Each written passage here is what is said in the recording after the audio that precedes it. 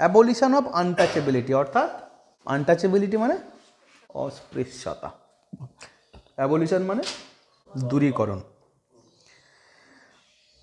Article 17 abolishes untouchability and forbids its practice in any form. Forbid মানে বারণ করা, বারণ করা। Forget মানে ভুলে যাওয়া। Article 17 abolishes untouchability অর্থাৎ অস্পৃশ্যতাকে দূর করে এবং যে কোনো ধরনের এর চর্চাকে সে নিষেধ করে। The enforcement of any disability arising out of untouchability shall be an offence punishable in accordance with law. অর্থাৎ আনটাচেবিলিটির কোনো প্রকার, আনটাচেবিলিটি থেকে তৈরি হওয়া কোনো রকম বৈষম্য যদি দেখা যায় সেটা কিন্তু শাস্তিযোগ্য অপরাধ আইনের চোখে। বৈষম্য তুমি অন্যান্যভাবে প্রয়োজনে করতে পারো, কিন্তু সেটা যেন কোনো অস্পৃশ্যতাজনিত না হয়।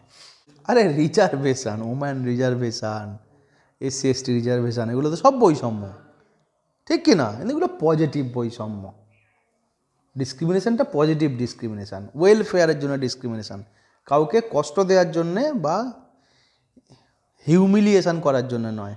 ক্লিয়ার হয়েছে? কিন্তু আসল যে উদ্দেশ্য সেটা তো প্রয়োজনীয়তা রয়েইছে, তাই নয়? না হলে এটা হতো না কখনো।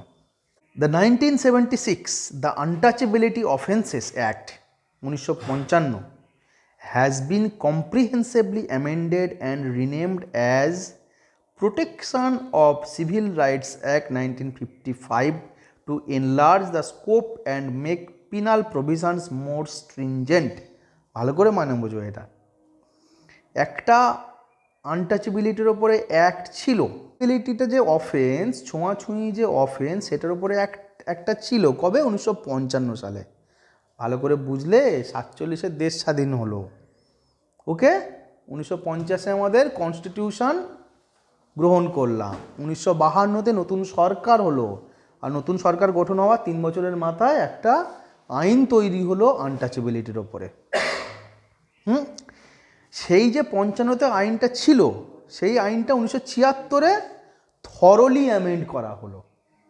অলরেডি অ্যাক্ট এটার উপর ছিল, সেটা 1976-এ বিস্তৃত করা হলো, অনেক বড় তার স্কোপ তৈরি করা হলো, এবং তার কি নাম দেয়া হলো? নাম দেয়া হলো protection of civil rights act 1955। আগে কি নাম ছিল? Untouchability offences act 1955। কি নাম হলো পরে? নাম হলো protection of civil rights act. এবং এইটার স্কোপ মানে আনটাচেবিলিটি, কাকে আনটাচেবিলিটি বলবে? এক্সাম্পল একটা উদাহরণ দিচ্ছি। ধরা যাক মহিলাদের হ্যারাসমেন্ট, ঠিক কি না? তো কোন ঘটনাকে তুমি মহিলাদের হ্যারাসমেন্ট বলবে? তুমি তার কোনো বিশেষ জায়গায় হাত দিচ্ছ, সেটাকে হ্যারাসমেন্ট বলবে?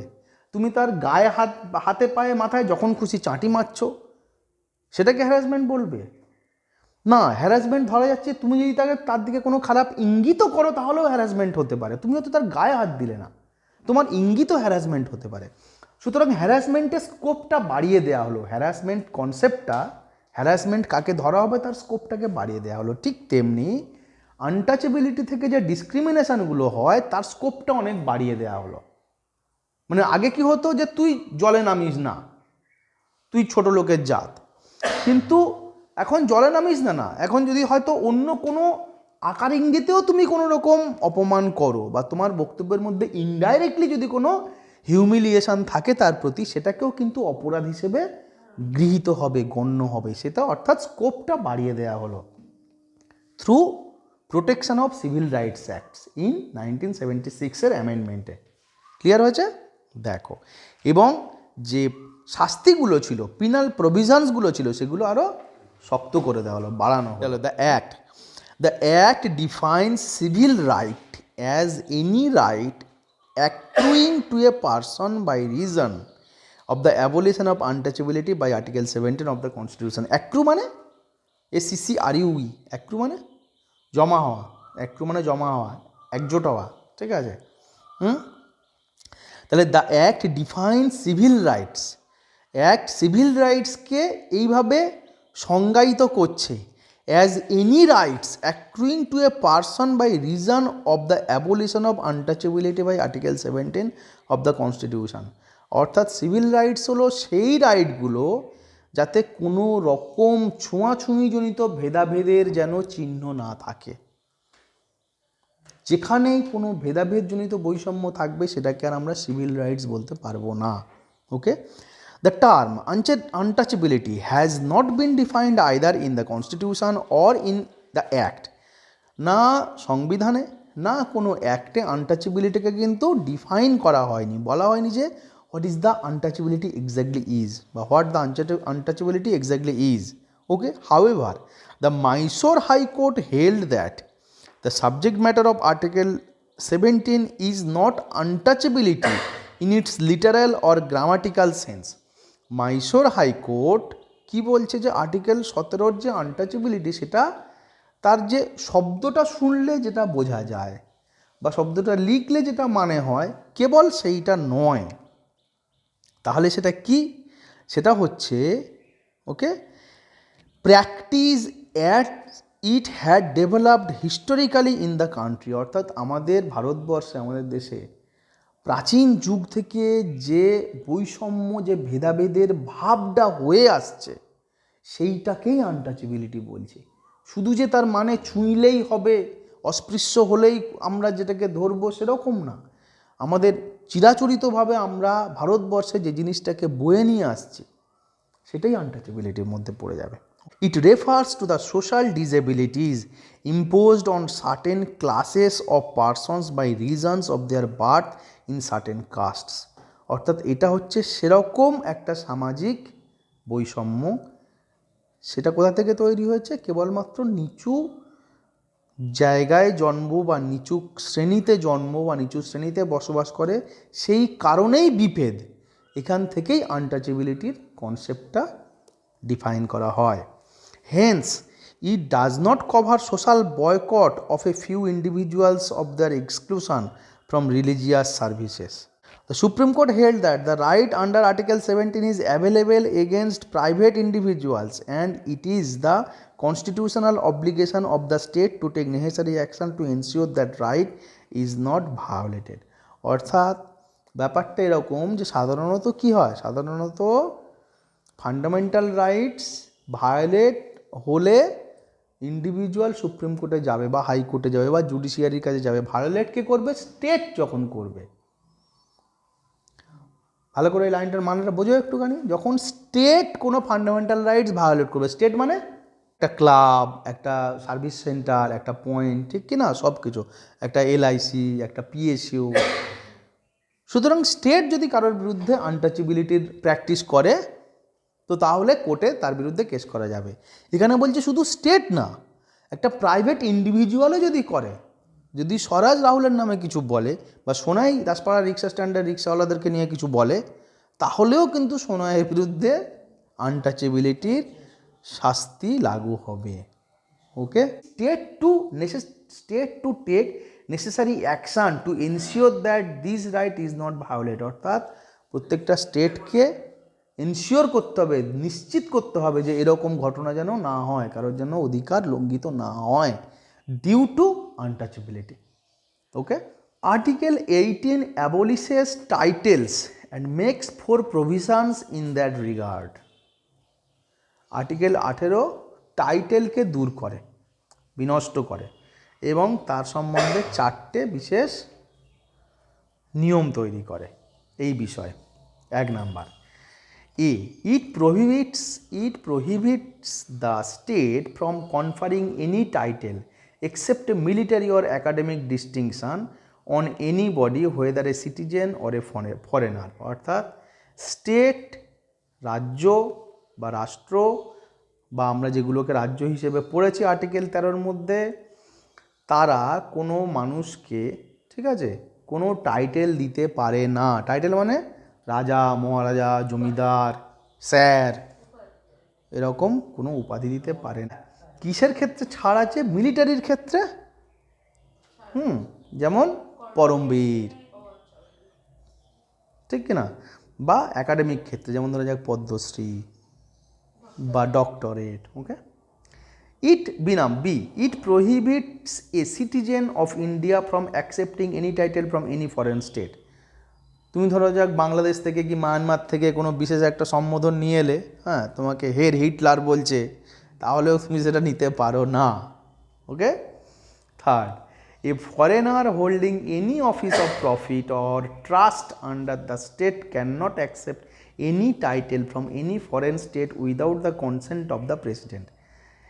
কোনো ফরেনার, ওকে, অর্থাৎ কোনো বিদেশি আমাদের দেশে সোজা ভাষায় সরকার থেকে পয়সা কামাচ্ছে, এমন কোনো কাজ করছে বা এমন কোনোভাবে যুক্ত রয়েছে, ঠিক আছে, সে সেই বিদেশ থেকে বা অন্য কোনো দেশ থেকে কোনো উপাধি নিতে পারে না আমাদের প্রেসিডেন্টের কাছ থেকে অনুমতি নেওয়া আগে, অনুমতি নেওয়া ছাড়া।